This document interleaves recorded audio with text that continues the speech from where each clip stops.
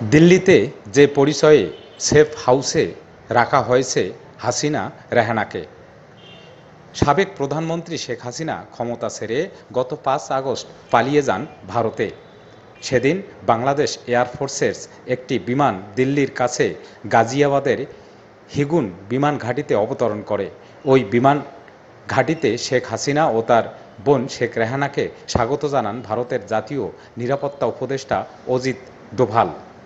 তার পরদিন ভারতের পররাষ্ট্রমন্ত্রী এস জয়শঙ্কর দেশের পার্লামেন্টে জানান, ভারত সরকারের কাছে শেখ হাসিনা সাময়িকভাবে এদেশে আসার অনুমোদন চেয়েছিলেন এবং তা মঞ্জুর হওয়ার পরই তিনি ভারতের মাটিতে পা রেখেছেন। সেই থেকে শেখ হাসিনা এখন পর্যন্ত ভারতেই রয়েছেন এবং যতদূর জানা গেছে দিল্লির উপকণ্ঠে একটি আধাসামরিক বাহিনীর অতিথি নিবাস বা সেফ হাউসে দুই বোনকে একসঙ্গে রাখা হয়েছে। তবে এই মুহূর্তে তাদের ঠিকানা কি সেটা সাময়িকভাবে প্রকাশ করা হয়নি। খবর বিবিসি বাংলার।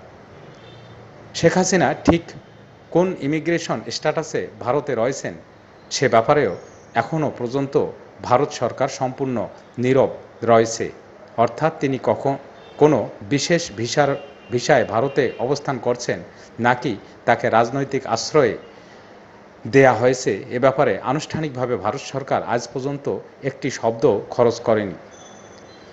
এই কারণেই প্রশ্ন উঠেছে, ভারতে এই মুহূর্তে তার অবস্থানের ইমিগ্রেশন অভিবাসন গত বৈধতাটা ঠিক কী এবং সেই স্ট্যাটাস কতদিন পর্যন্ত বৈধ থাকতে পারে। দিল্লিতে সরকারের শীর্ষ পর্যায়ের একাধিক কর্মকর্তার সঙ্গে কথা বলে জানা গেছে, শেখ হাসিনার যে ডিপ্লোম্যাটিক অফিসিয়াল পাসপোর্ট ছিল তা এখনও বৈধ এবং সেই পাসপোর্টের সুবাদে তিনি অন্তত 1.5 মাস কোনো ভিসা ছাড়াই অনায়াসে ভারতে অবস্থান করতে পারেন। ফলে যদি না এর মধ্যে সেই পাসপোর্ট রিভোকড বা প্রত্যাহার হয় তাহলে এই সময়সীমার মধ্যে অন্তত ভারতে তার বর্তমান অবস্থান সম্পূর্ণ আইনসম্মত। ভারতের এক্ষেত্রে আলাদা করে কোনো ব্যবস্থা নেয়ারও প্রয়োজন নেই। ভারতীয় কর্মকর্তারা বলছেন শেখ রেহানার ক্ষেত্রে অবশ্য এই জটিলতাটুকুও নেই, কারণ তিনি ব্রিটেন বা যুক্তরাজ্যের পাসপোর্টধারী। ফলে সাধারণ ভিসা অন অ্যারাইভালে ভারতের মাটিতে পা রাখার পর ব্রিটিশ নাগরিকদের যে ভিসা মঞ্জুর করা হয় তিনি কার্যত যতদিন খুশি ভারতে থাকতে পারেন।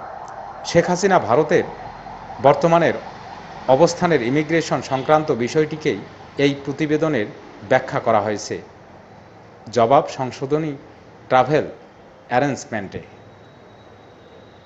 দিল্লিতে একাধিক শীর্ষস্থানীয় কর্মকর্তা বিবিসি বাংলাকে আভাস দিয়েছেন, ভারতে শেখ হাসিনার এই মুহূর্তে অবস্থানের ভিত্তিটা হলো ভারত ও বাংলাদেশের মধ্যে স্বাক্ষরিত সংশোধিত ট্রাভেল অ্যারেঞ্জমেন্ট।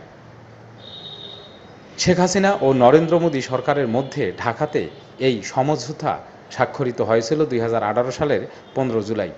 ভারতের পক্ষে এই সমঝোতা পত্রে সই করেছিলেন স্বরাষ্ট্র মন্ত্রণালয়ের তৎকালীন বিশেষ সচিব ব্রজরাজ শর্মা, আর বাংলাদেশের পক্ষে স্বাক্ষরকারী ছিলেন স্বরাষ্ট্র মন্ত্রণালয়ের নিরাপত্তা পরিষেবা বিভাগের তখনকার সচিব ফরিদ উদ্দিন আহমেদ চৌধুরী।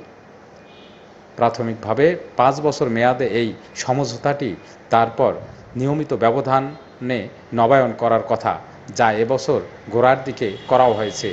ওই সমঝোতা পত্রের 1 ধারাতেই পরিষ্কার উল্লেখ করা আছে, উভয় দেশের ডিপ্লোম্যাটিক ও অফিসিয়াল পাসপোর্টধারীদের 45 দিনের মেয়াদে ভিসা ছাড়াই বসবাসের জন্য ভিসা ফ্রি রেজিম থাকতে দিতে দুই দেশ পারস্পরিকভাবে রাজি হয়েছে। অর্থাৎ কিনা এই সমঝোতা অনুযায়ী বাংলাদেশের ডিপ্লোম্যাটিক অফিসিয়াল পাসপোর্টধারীরা ভারতে ভিসা ছাড়াই 45 দিন থাকতে পারবেন। আবার অন্যদিকে ভারতের ওই বিশেষ ধরনের পাসপোর্টধারীরা বাংলাদেশেও ঠিক একই সুবিধা পাবেন। প্রসঙ্গত, রাষ্ট্র বা সরকারের যে পদাধিকারীদের কূটনৈতিক বা সরকারি কোনো প্রয়োজনে বিদেশে সফর করতে হয় তাদেরই এই ডিপ্লোম্যাটিক বা অফিসিয়াল বা সার্ভিস পাসপোর্ট ইস্যু করা হয়ে থাকে। বিবিসি যেটা জানতে পেরেছে, প্রধানমন্ত্রীত্বের ইস্তফা দিয়ে শেখ হাসিনা যখন দেশ ত্যাগ করেন তার ডিপ্লোম্যাটিক অফিসিয়াল পাসপোর্ট কিন্তু সম্পূর্ণ বৈধ ছিল। যে কোনো কারণেই হোক বা তা কিন্তু বাতিল করা হয়নি। বাংলাদেশে সদ্য দায়িত্ব নেওয়া অন্তর্বর্তীকালীন সরকারও তা বাতিল করেছে বলে এখনও পর্যন্ত কোনো খবর নাই। ফলে যতদিন সেই পাসপোর্ট বহাল থাকছে, তার ভিত্তিতেই দুদেশের মধ্যকার সমঝোতা অনুযায়ী তিনি টেকনিক্যাল কোনো ধরনের ভিসা ছাড়াই ৪৫ দিন ভারতে অবস্থান করতে পারবেন, যার মধ্যে মাত্র ১৫ দিন অতিক্রান্ত হয়েছে। ভারত সরকারের একটি সূত্র বিবিসিকে আরও জানিয়েছে, শুধু বাংলাদেশেই নয়, ডিপ্লোম্যাটিক ও অফিসিয়াল সার্ভিস পাসপোর্টধারীরা যাতে বিনা ভিসায় একে অন্যের দেশে থাকতে পারেন, সেজন্য মোট ১০০টি দেশের সঙ্গে ভারতের একই ধরনের সমঝোতা আছে। শুধু ডিপ্লোম্যাটিক পাসপোর্টধারীদের জন্য অনুরূপ সমঝোতা আছে আরও ৩৪টি দেশের সঙ্গে। বিনা ভিসায় থাকার এই মেয়াদ কোনো দেশের ক্ষেত্রে ৯০ দিন, কোথাও বা ৪৫, ৩০ কিংবা ১৪ দিন। ভারত বাংলাদেশের ক্ষেত্রে এটি ৪৫ দিন। কিন্তু এই ১.৫ মাসের মধ্যে যদি শেখ হাসিনার বর্তমান পাসপোর্ট রিভোক বা বাতিল করা হয়, তাহলে ভারতের কি করণীয় আছে? দিল্লির শীর্ষস্থানীয় কর্মকর্তা বলেন, সেটাও বড় কোনো সমস্যা নয়, কারণ এই ধরনের পরিস্থিতিতে আমাদের প্ল্যান বি বা প্ল্যান সি প্রস্তুত রাখতেই হয়। এখানেও নিশ্চয়ই সেটা তৈরি আছে।